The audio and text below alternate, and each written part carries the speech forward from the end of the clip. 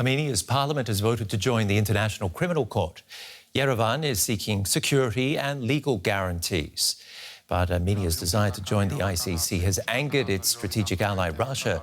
The court has issued an arrest warrant for President Putin, and Armenia would be legally obligated to arrest him if he enters the country.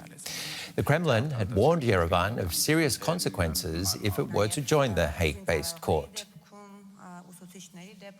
For more, I'm joined by DW reporter Dmitry Ponyavin, who's in the Armenian capital, Yerevan. Dmitry, tell us more about this move, first of all, and what it means for relations between Armenia and Russia. Yes, it's been quite a swift development, and many observers were actually caught by surprise today when suddenly, of course, this issue was discussed before, but suddenly was announced to be on the agenda of this parliamentary session today. And then it was very quickly ratified, and we had the vote went 60-22, with the opposition candidates voting against this, saying it was the decision, this plan was not properly analyzed for possible consequences. But we also have reactions from the ruling party of Prime Minister Nikol Pashinyan. So the head of the Parliament Foreign Affairs Committee said that ratification of the Rome Statute is in the interests of Armenia, and the Republic of Armenia is taking all steps to ensure the security of the country in various ways. And he also tried to downplay that, saying that this step is not forwarded towards Russia, and that, as you mentioned, that Kremlin warned about possible consequences, but we haven't seen any reactions from the Kremlin yet, but we'll report on them later in the day.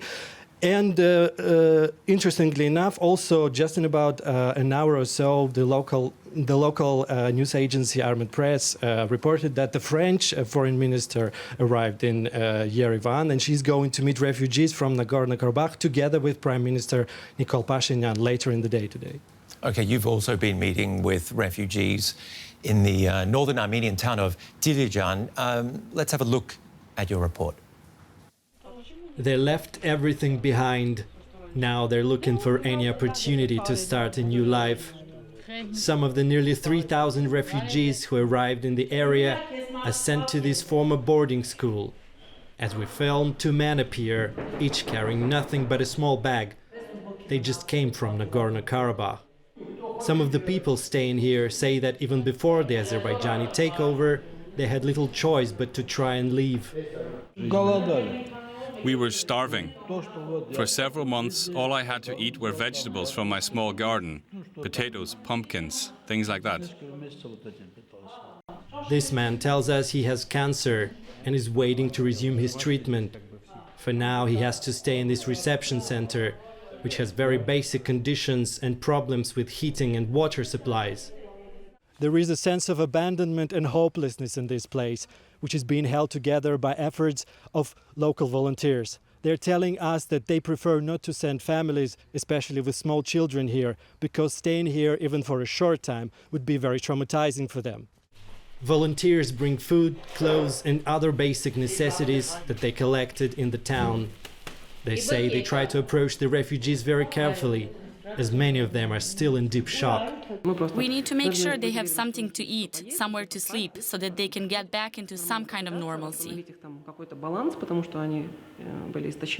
Svetlana and her colleagues take us around Dilijan to meet other refugees.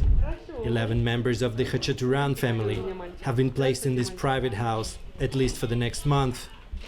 They're planning to buy a new property. The Khachaturans left behind a farm with many animals and equipment. They say the disaster could have been averted. Generally speaking, they didn't do what they should have done. What should have they done?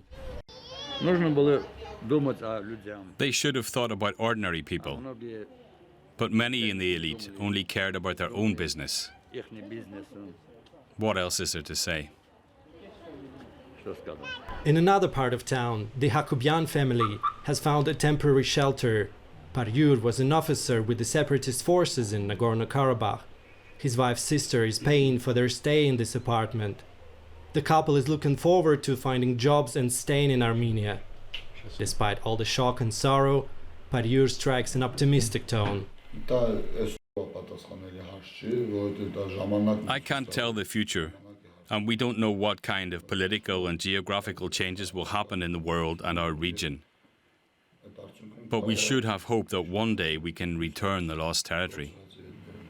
This sentiment is unlikely to be shared by many of those who escaped the war in Nagorno-Karabakh. Most of the refugees believe that their past lives are now gone forever. Well, Dmitry, explain to us a little bit more about these refugees' long-term prospects. Well, they are pretty much find themselves in the state of uncertainty, as actually do the volunteers who are helping them. The volunteers told us that they did some homework after the previous influx of refugees after the 2020 conflict. So they say they're now doing their work much more effectively than after the conflict 3 years ago. But they also say that nobody really expected such a huge amount of people to arrive in such a short period. So that town we traveled to, Dilijan, has the population of about 20,000, and about 3,000 refugees came there in just a few days, and the town itself and the surrounding area. And so everyone, volunteers, local residents, the government, everybody's overwhelmed. And what they've been telling us, that the first thing that all these people need now is basic supplies, water, place to stay. And only after they're provided with these basic necessities, only then they could start thinking about psychological help and actually thinking about the near future, how they can manage to continue their life in Armenia proper. DW's Dmitry Ponyavin in the Armenian capital, Yerevan.